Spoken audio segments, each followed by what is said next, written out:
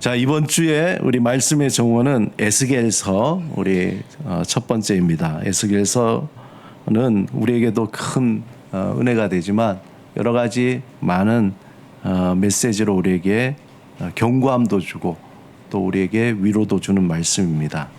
구약 성경에서 에스겔 선지자는 여러 가지 예언들 그리고 여러 가지 비전들을 보여주는데 특별히 우리가 잘 아는 것 중에 하나가 성전 건물에서 성전에서 물이 흘러서 온 세상에 흘러나가는 그러한 환상도 있고 또 마른 뼈가 살아나는 그런 환상도 있습니다.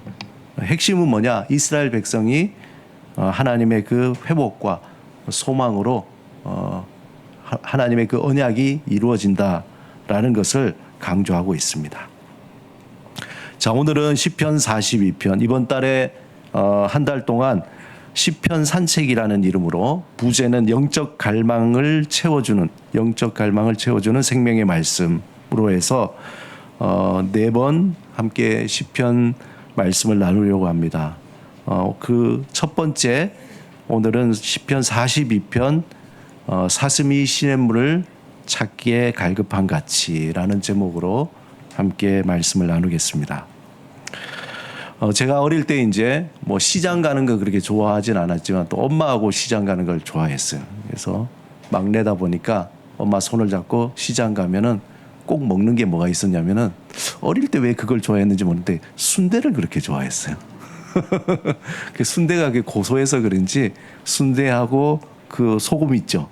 소금 딱 찍어가지고 먹는 그 맛에 시장 갈 때마다 이제 나올 때 엄마한테 이제 어머니에게 순대 사달라고 그렇게 했어요. 그래서 어느 날 이제 시장 간다길래 준비를 해야 되잖아요. 근데 뭐 어린아이가 준비할 게 뭐 있겠습니까? 근데 엄마는 준비할 게 많아요. 그러니까 밖에서 빨리 가자고 보채는 거죠. 빨리 시장 가자고. 그런데 나올 때 어머니가 저에게 하는 말이 얘야 바닷물이 넘치겠다. 그러니까 바닷물이 넘치겠다. 제가 얼마나 마음이 급했으면은 바닷물이 넘칠 정도로 그렇게 보채냐 그런 말이죠. 또 옛 속담에 보면은 급한 마음의 사람들에게 하는 말이 아무리 바빠도 바늘 허리에 껴 못 쓴다라는 말이 있잖아요. 그렇죠? 바늘인데 그 구멍에 실을 껴야 되는데 아이고 급하다고 이게 안 꿰지니까 어떻게 합니까? 그걸 바늘 허리에다가 묶어서 그게 꿰집니까? 안 되죠. 그런 것처럼 급하다고 해서 뭐든지 서둘러서 하다 보면 오히려 일을 그르치게 되고 실수하고 또 일이 엉망이 되는 겁니다. 모든 일이 다 일정한 절차가 있는 거예요. 순서가 있고 그 순서대로 차근차근 해야지 아무리 급하다고 해도 그렇게 하지 못하게 되면은 실수하게 되고 일을 망치게 되는 겁니다. 사람이 급한 마음으로 무슨 일을 하다 보면 또 한 가지 생기는 것이 집중력을 못해요. 그렇잖아요. 허둥지둥 하다 보면은 일은 하는데 오히려 일이 안 되죠. 그리고 급하게 하다 보면 생각이 좁아져요. 뭐 여러 가지 종합적인 생각을 하지 못하게 되고 그래서 우리가 여름이 되면은 항상 이렇게 그 스릴러물 있잖아요. 괴기물이라든지 그 영화에 보면 마지막 장면에 흔히 나타나는 게 있잖아요. 주인공이 막 귀신이 뒤에 쫓아오고 뭐 여러 가지 괴한이 쫓아오는데 도망가야 돼요. 근데 문이 있어. 그 문에 자물쇠가 잠겨 있어요. 그리고 주머니에 열쇠가 있습니다. 이 열쇠를 탁 해서 자물쇠를 열어서 나가면은 탈출을 하는 거예요. 근데 그 장면은 뭡니까? 그 자물쇠에 이렇게 해서 끼우면 되는데 막 이렇게 끼다가 이게 하다가 열쇠를 떨어뜨려요. 그리고 막 뒤에 와서 확 덮치는. 급하다 보니까 그냥 차분하게 끼면 되는데 그 단순한 걸 못하는 거죠. 그렇게 된다는 겁니다. 그렇게 서두르다 보면은 우선순위가 뒤죽박죽 되고 그리고 실수를 하게 된다는 겁니다. 그래서 급할수록 우리가 돌아가라, 둘러가라 라는 말이 있듯이 모든 상황을 객관적으로 차분하게 바라볼 때에 뭐가 문제구나. 이건 이렇게 해야 되겠구나. 저렇게 해야 되겠구나. 방법이 떠오르고 그 방법에 꼬리를 물고 이제 해결할 수 있는 방법을 찾게 됩니다. 근데 제가 어떤 글을 보니까 스포츠 전문가가 얘기하는데 대체로 선수가 기본기가 약한 사람이 어떤 그 경기에 예상치 못한 상황이 닥쳤을 때에 마음이 급해서 실수를 하게 된다는 거예요. 그만큼 스포츠에 있어서 기본기가 탄탄한 사람은 예상치 못한 일을 당해도 기본기가 있기 때문에 그것을 대처할 수 있는 마음의 여유와 능력이 있다는 겁니다. 그래서 예상치 못한 상황을 잘 극복하기 위해서 기본기. 그래서 스포츠 하는 분들 보면은 항상 달리기, 뛰기, 근력 운동 이런 것들을 이미 근력도 있고 충분한데도 불구하고 그 시간을 많이 보낸다는 거예요. 이 말은 운동선수뿐만 아니라 아마 모든 사람들에게 적용이 될 거예요. 우리에게 기본기가 뭐가 있을까요? 우리가 체력도 있겠고 또 사고의 기본기도 있겠고 어떤 일마다 일에 대한 기본기. 우리 여러분 알다시피 세고비아라는 기타리스트가 있어요.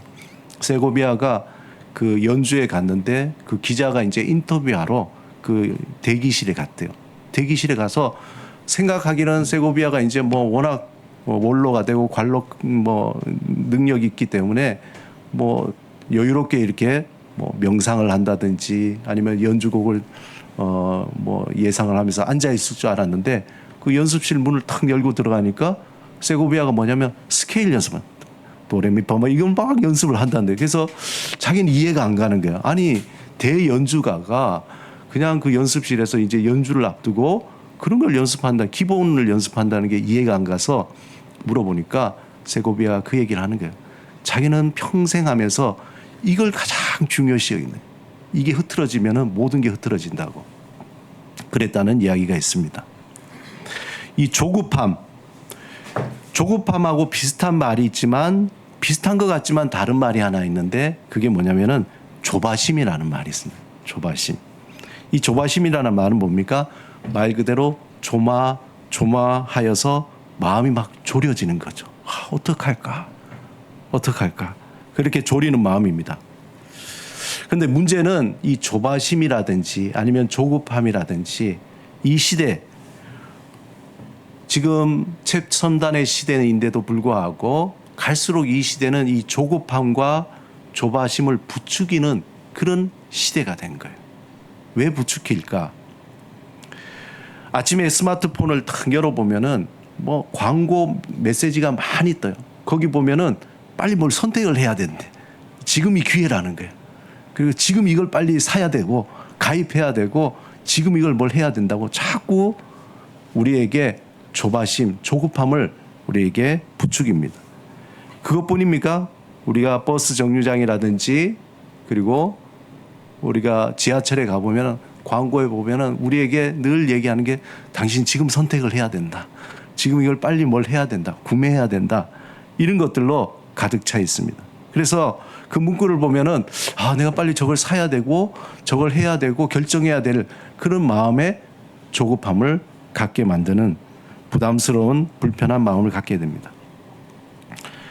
우리가 조급함으로 차분히 생각하지 못하고 또 조바심이 나게 해서 물건을 사지 못하면은 마치 큰 일이 일어나는 것처럼 현대 사회에는 모든 것들이 우리에게 그러한 마음을 계속적으로 부추겨서 더 많이 소비하고 더 많이 구매하도록 그렇게 우리도 모르게 서서히 우리가 길들여지고 있는 것 같아요. 길들여지고 있는.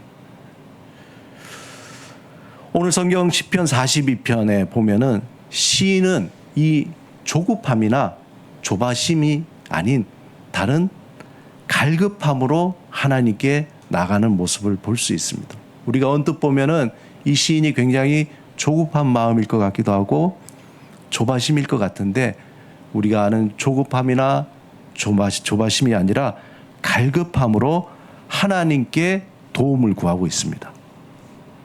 시인은 자신의 이 갈급함이 마치 시냇물을 찾는 사슴을 비유하고 있어요. 오늘 본문 1절에 보면은 우리말 성경이 어떻게 표현하고 있냐면은 사슴이 목이 말라 헐떡거리며 시냇물을 찾듯이 그렇게 되어 있습니다.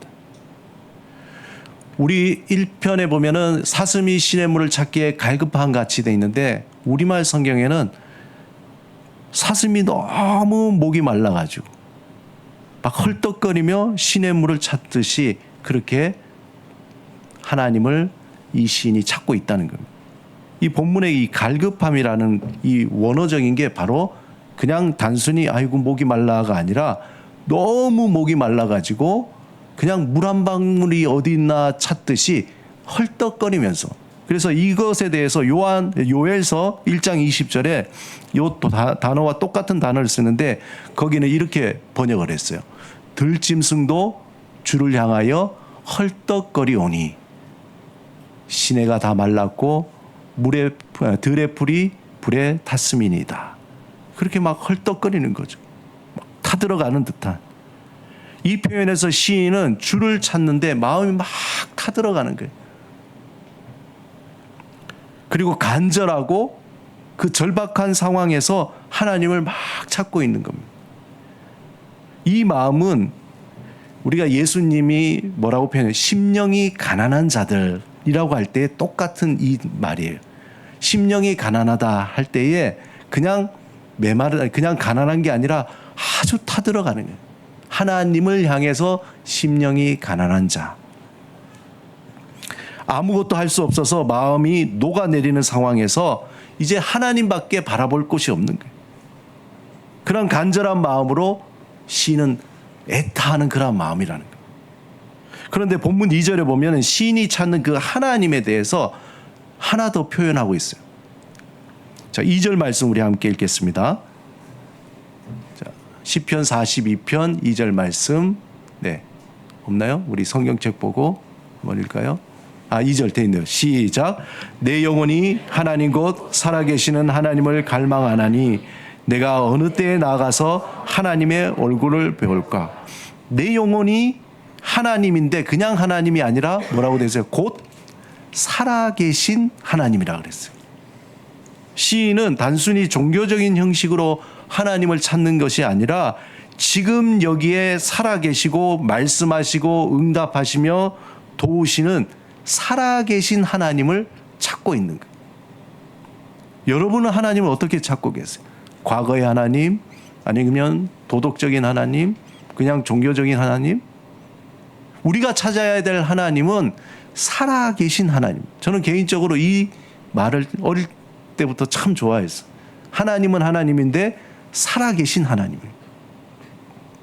그냥 진열장에 이렇게 탁 놓여있는 진열품처럼 그냥 우리와는 아무런 상관없는 그런 하나님이 아니라 우리의 삶을 돌아보시고 우리의 고통과 아픔에 함께 하시고 우리를 도우시고 복되게 하시고 우리의 삶을 풍성하게 어떻게 이끌어 가시는 그 하나님, 그 하나님을 시인은 찾고 있는 거예요.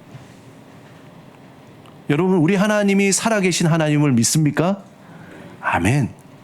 하나님은 살아계시고 역사하시며 지금도 여기에 우리와 함께 하시는 분이십니다. 시인은 자신이 믿는 하나님은 그냥 뒷짐만 지고 야, 너 뭐하나 이렇게 보는 것이 아니라 자신과 늘 소통하시는, 응답하시고 대화하시고 말씀하시는 하나님이신 거예요.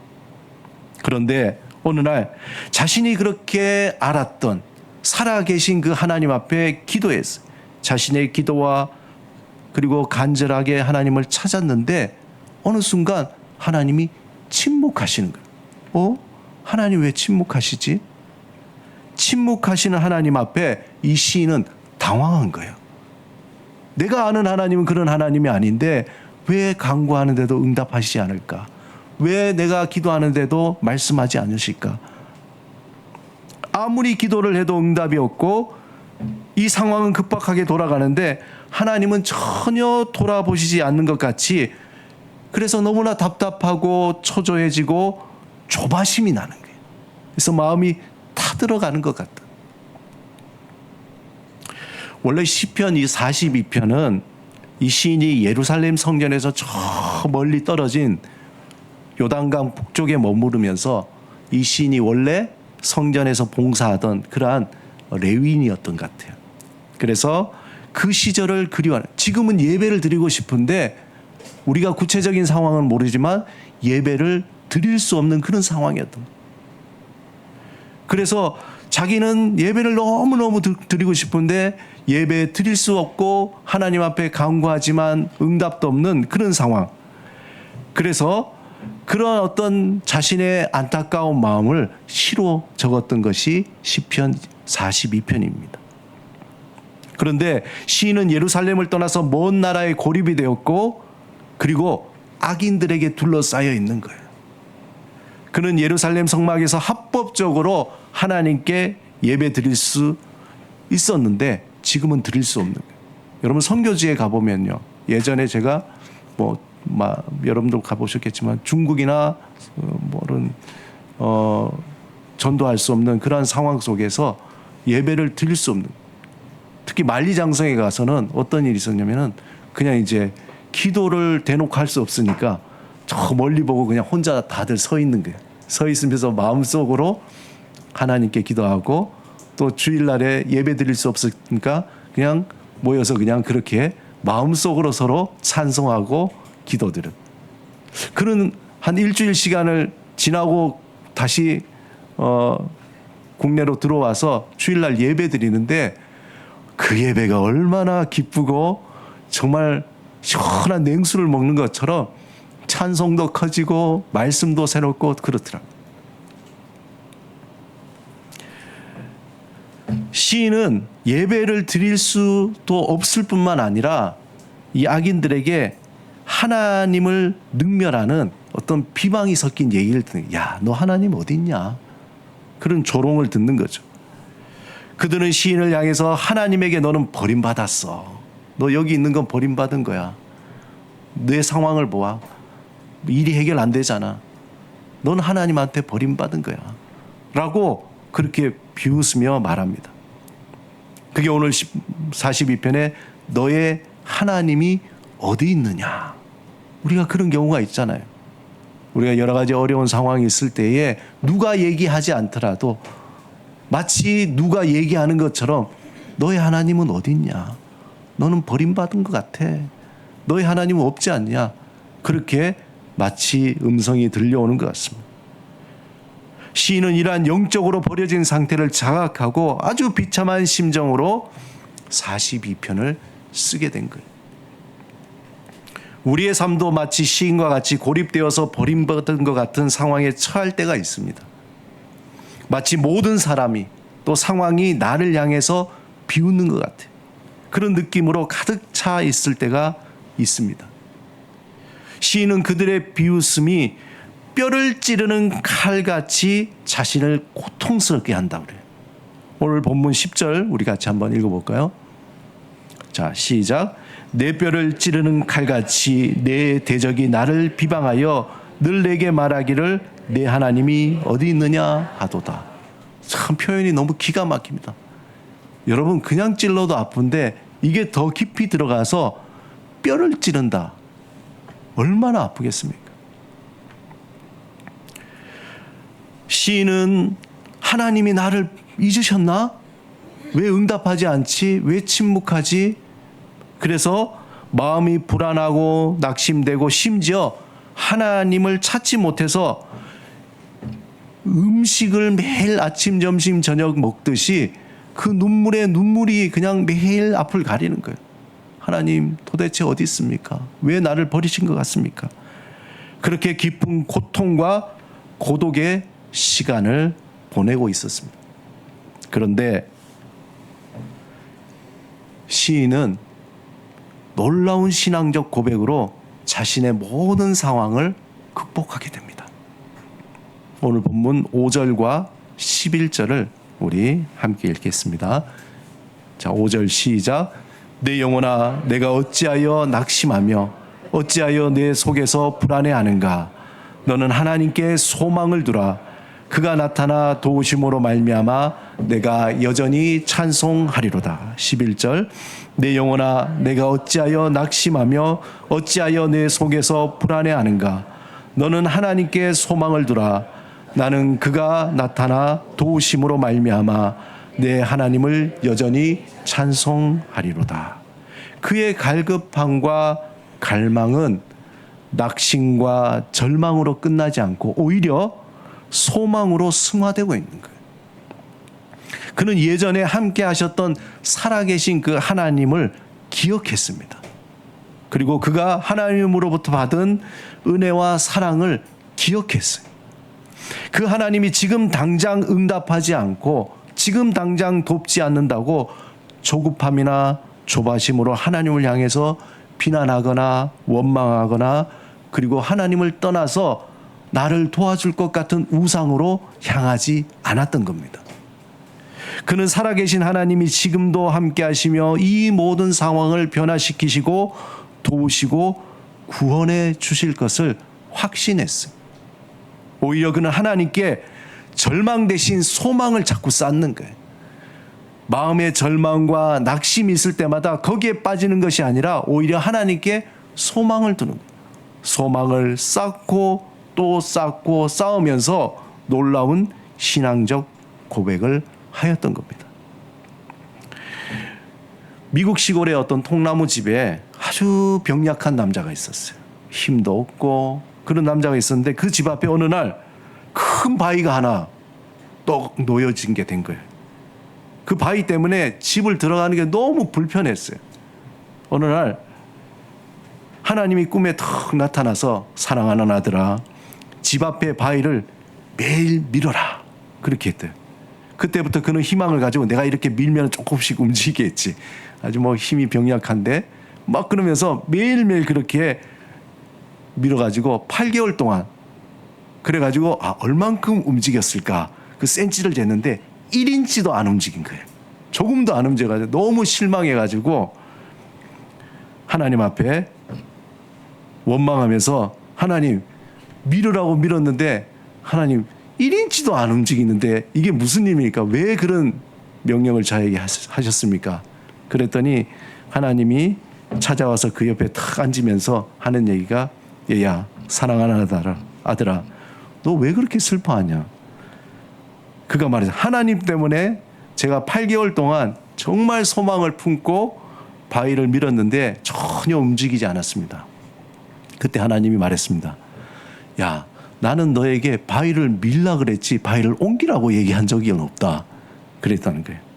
그리고는 하나님이 가서 내 거울을 봐라. 내 모습을 보라. 그랬더니 8개월 동안 이걸 열심히 바위는 안 움직였는데 어떻게 근육이 붙은 거예요. 본인이 근육이 붙어서 갑자기 우리 지선이가 보이는데 막 이렇게 열심히 했더니 막 근육이 붙어가지고 몸이 완전히 달라진 거예요. 참 우스개 같은 소리인데 사랑하는 여러분, 시인은 밤낮으로 마치 음식을 먹듯이 눈물을 흘리며 하나님께 간절히 자신의 처한 상황을 구원해 달라고 기도했습니다. 온갖 비난과 조롱에도 불구하고 날마다 하나님께 소망을 차곡차곡 쌓았습니다. 그렇게 기도했습니다. 처음에는 낙심과 슬픔과 절망과 허무함이 마음속에 가득 찼겠죠.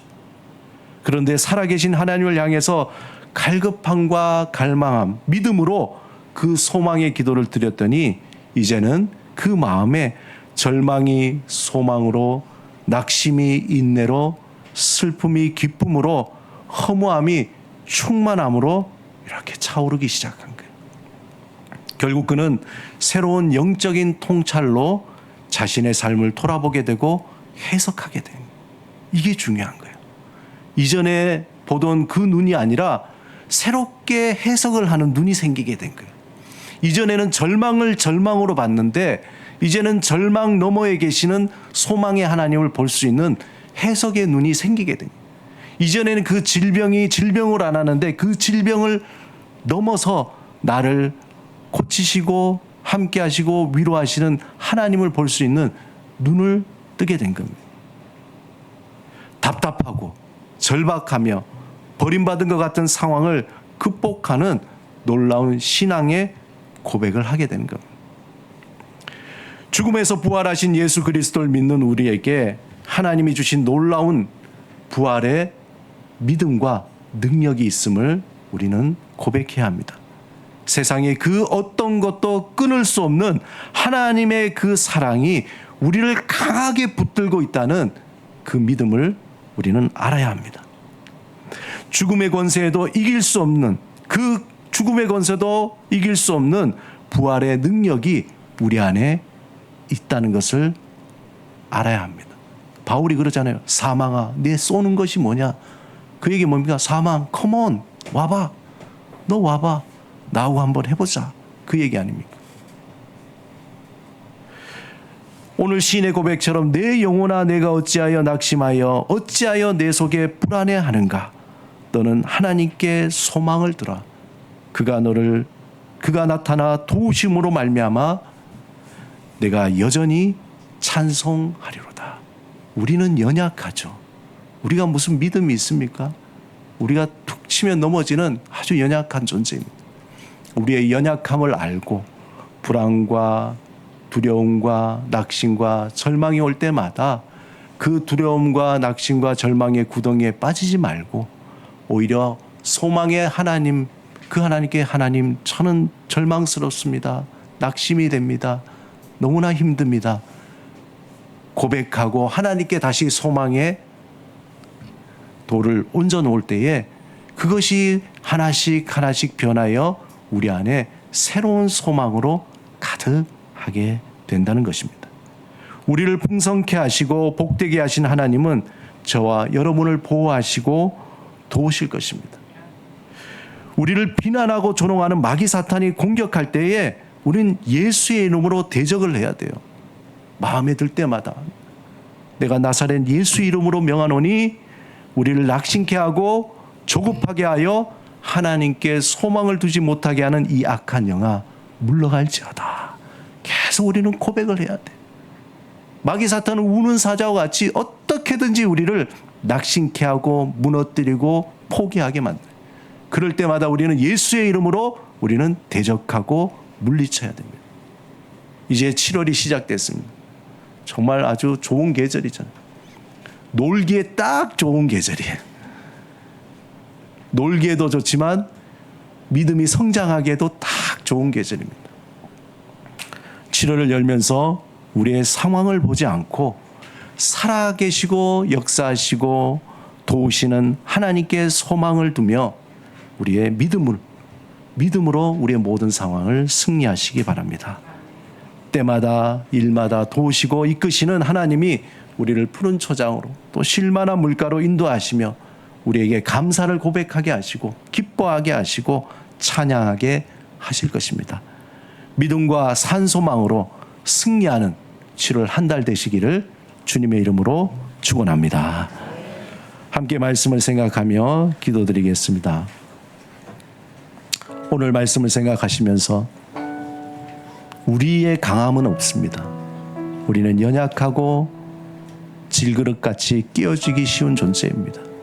하지만 그러한 우리를 붙드시고 도우시고 또 우리를 복되게 하시는 전능하신 하나님, 능력의 하나님, 소망의 하나님께서 우리와 함께 하시기에 우리는 또 살아갈 수 있습니다. 우리가 7월 한 달 하나님만을 붙들겠습니다. 어떤 상황 속에서도 주님만을 의지합니다. 우리의 연약함을 강하게 하시고 우리의 의심, 확신으로 절망을 소망으로 주님 바꾸어 주옵소서. 우리 간절한 마음으로 우리 침묵으로 기도드리겠습니다.